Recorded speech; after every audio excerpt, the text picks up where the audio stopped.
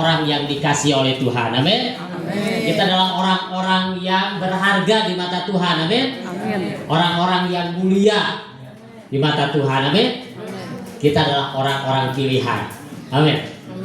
Saudara dan saya adalah orang-orang pilihan. Ya.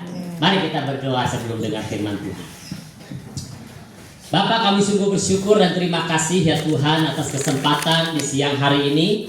Oleh karena kasih dan rahmat-Mu, Engkau telah mengantarkan kami ke tempat ini untuk memberikan ya Tuhan penguatan. Dan kiranya Tuhan terus Roh Kudus Engkau memberkati anak-anak-Mu di tempat ini. Di rumah pemulihan Dunamos ini ya Tuhan, kami yakin dan percaya ada kuasa Tuhan yang ilahi yang dapat mendeklarasikan, yang dapat memulihkan setiap anak-anak-Mu di tempat ini menjadi orang-orang yang berharga di mata Tuhan dan dipakai oleh Tuhan. Sebentar hamba-Mu mau menyampaikan kebenaran firman Tuhan, dan kiranya firman tentang kasih ini dapat termakai dalam kehidupan kami dan mengalami pemulihan demi pemulihan. Terima kasih, kami sambut firman-Mu dalam nama Yesus Kristus kami berdoa. Amin. Ya, sekali lagi shalom. Shalom.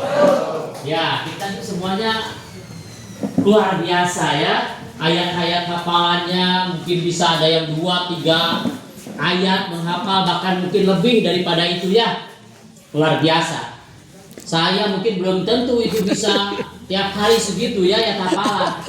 Inilah orang-orang yang Tuhan pakai di tempat ini. Amin. Untuk mengalami pemulihan tadi kan, supaya dapat dipulihkan katanya ya di sini tempat ini. Makanya namanya juga rumah pemulihan. Tujuannya supaya kita dipulihkan. Kenapa kita membutuhkan pemulihan?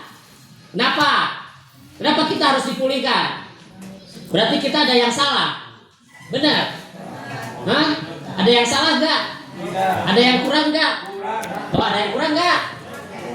Kurang apa? Kurang makan? Ya, di sini terpelihara semuanya. Sehari tiga kali makan, ya kan? Betul. Udah dikenyangkan. Saya kadang-kadang sekali makan di sana di rumah itu di luar sana. Saking capeknya. Ini saudara-saudara kita satu hari 3 kali makan. Saya kadang-kadang nggak makan kadang-kadang di luar sana, ya. Maksudnya gak makan pizza, gak makan burger ya. Begitu kalau makan nasi ya. Semua makan nasi? Makan? Selain nasi apa lagi? Lauk. Hah? Jengkol? Oh, senang jengkol banget. Ya, ya. Bubur. Ya. Mungkin ada yang sudah tahu ayatnya ya. Kita sama-sama belajar. Yaitu kisah tentang Natal, yaitu memperingati hari kelahiran Tuhan kita Yesus Kristus yang lahir ke dunia ini, ya. Lahir di mana dia? Hah? Di Ujung Berung? Di mana? Di Tasik? Di mana? Di Cihanjuang? Di rumah pemulihan ini? Enggak, di mana tadi? Bethlehem. Hah? Oh, di Bethlehem, di kandang domba ya, di kota Daud. Luar biasa ya. Semuanya kisahnya tahu tentang kelahiran Tuhan kita Yesus Kristus ya. Kita akan memperingati ya tentang harapannya, tentang kasih, tentang kedamaian. Amin. Bahwa seorang anak telah lahir untuk kita. Ya, saya akan membacakan di dalam Yesaya ya, kitab Yesaya pasal 9. Ayat yang kelima ya, ini tentang nubuatan ya, nubuatan tentang datangnya Mesias. Ada yang tahu nggak ayatnya? Ada nggak? Mengingatkan apa di situ dikatakan? Yesaya 9, ada yang bisa membacakan? Seorang anak telah lahir, ada yang bisa membacakan? Saya bisa. So. Yesaya pasal 9 ayat 5. Sebab seorang anak telah lahir untuk kita, seorang putra telah diberikan untuk kita, lambang pemerintahannya ada di atas. Dan namanya disebutkan orang penasihat ajaib, Allah yang perkasa, Bapa yang kekal, Raja Damai. Wow, luar biasa. Terima kasih ya, Ibu ya. Sebab seorang anak telah lahir untuk siapa? Untuk kita semua. Kita itu berarti bicara tentang semua orang, semua ciptaannya, semua agama, ya. Semuanya untuk semua, ya. Nah, seorang anak telah lahir untuk kita, terus seorang putra telah diberikan untuk siapa?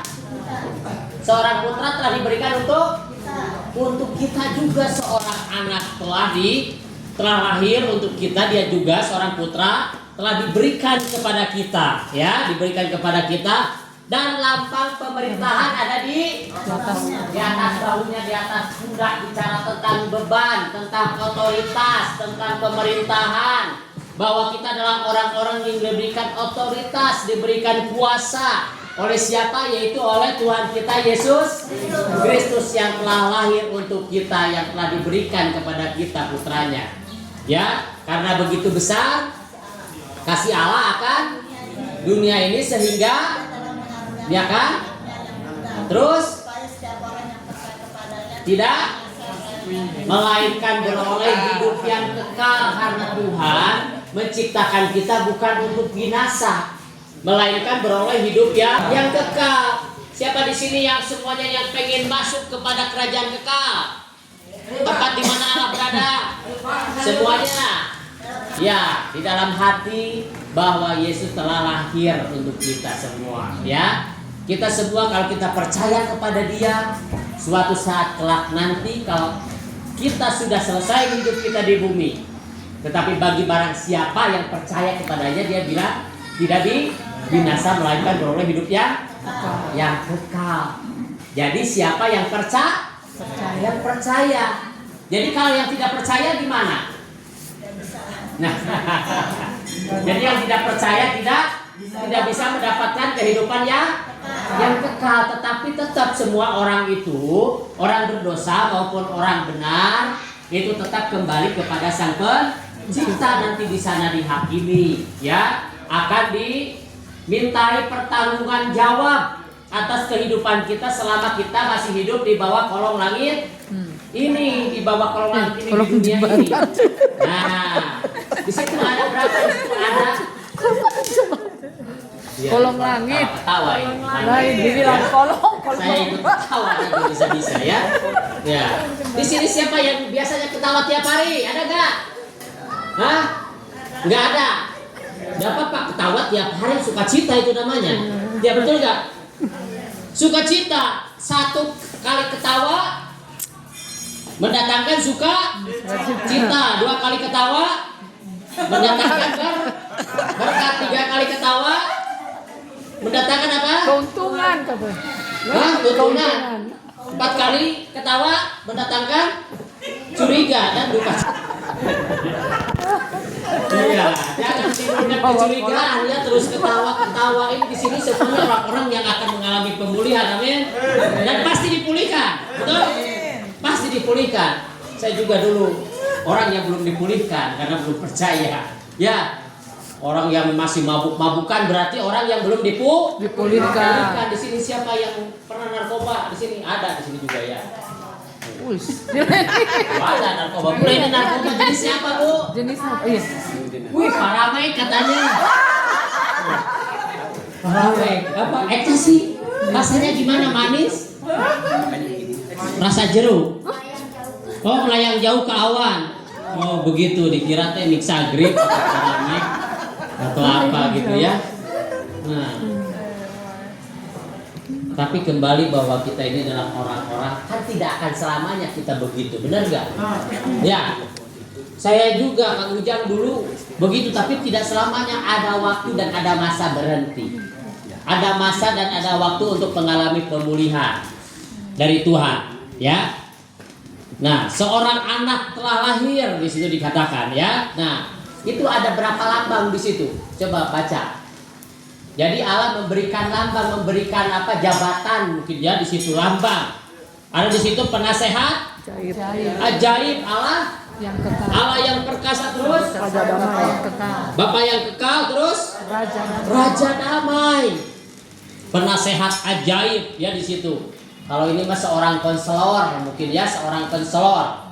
Jadi seorang konselor itu dia mengkonseling orang-orang yang belum mengalami atau orang-orang yang membutuhkan pemulihan. Om Yoram di sini menjadi seorang konselor. Makanya ini semua saudara-saudara tahu tentang ayat firman Tuhan. nempel di luar kepala, betul? Ya, supaya mengalami pemulihan, supaya pikirannya itu tidak kemana-mana. Tetapi kalau